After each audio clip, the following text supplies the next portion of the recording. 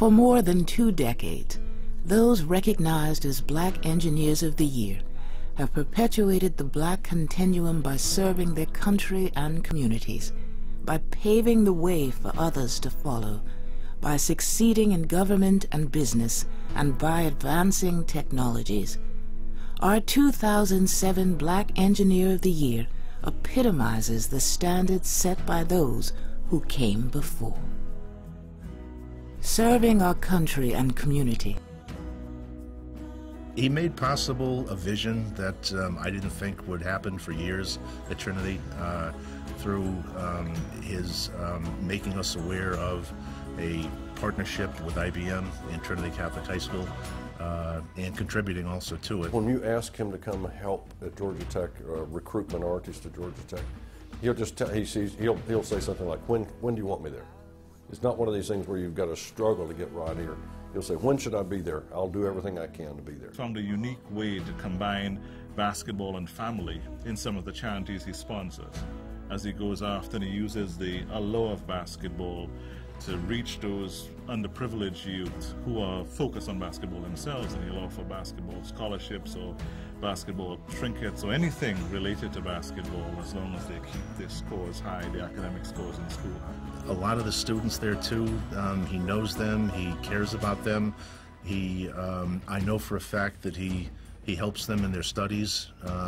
If they need extra help that may not be available to Trinity, he makes sure that they get that. But he also understands that if you have been given a lot, then you owe back.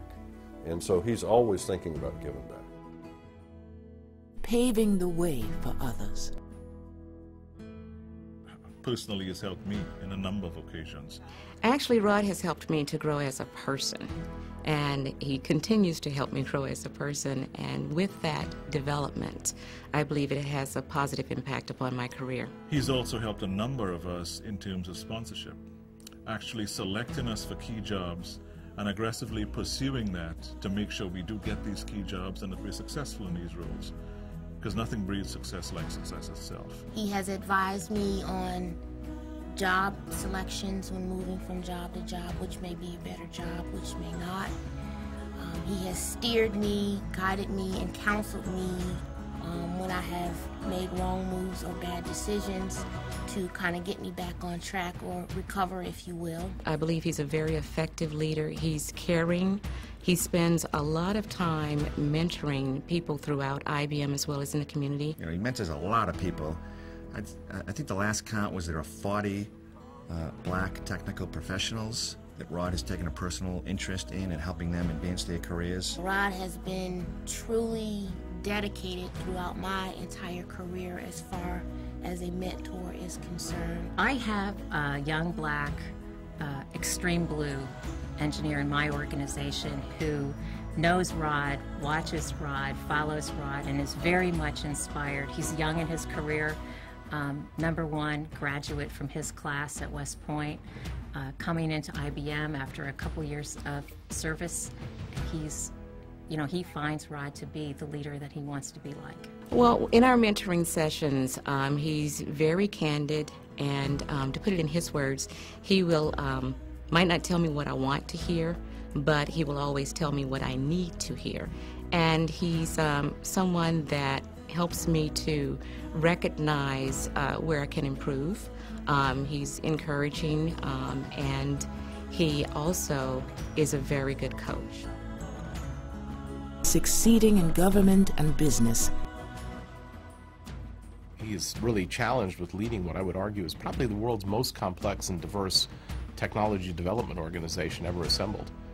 And it really is an enormity of challenge to remain competitive in this environment where everyone is gunning for you as a leader. Rod has, about 15,000 people that he's responsible for around the world. 29 different laboratories in 17 countries. He selects many of the leaders and develops many of the leaders we have in the organization itself. I knew him as the general manager of the Unix Systems business, and he drove the Unix Systems business to leadership for IBM. Leadership and Rod are almost synonymous. In Systems and Technology Group, the transformation that Rod's been leading is around building our systems more efficiently, using a horizontal integration, sharing a lot more code, sharing best practices among all the hardware teams, the software teams. Really a transformation of the way we build systems. Advancing technologies. The impact of a true leader is not seen in what they do per se, but what their teams achieve. And if you look at what comes out the door in the recent past or in the near future, for instance, from the systems area, it's extraordinary. If you look at the diversity of offerings we have and the ones that have really enabled us to take back market share in System P and to stay at the head of the pack in blades and other areas where we really have shown an astonishing ability to lead in numerous areas. That's his impact. Those are his team. These are his people. This is our team. The portfolio that he's impacting right now is the heart of what IBM's about. It is our systems and technology group. It's the way we build systems. That's a tribute to both Rod's technical achievements as an engineer and more importantly now as just a leader in motivating people. And now he's doing a sort of grand strategy change with the mainframe as well as all of the storage and server products that we have right now. He's turning that around himself. So it's a broad number of impacts over many years. When Rod was announced as the recipient of the Black Engineer of the Year Award, the heartfelt pride that everyone who has ever met Rod felt in Rod's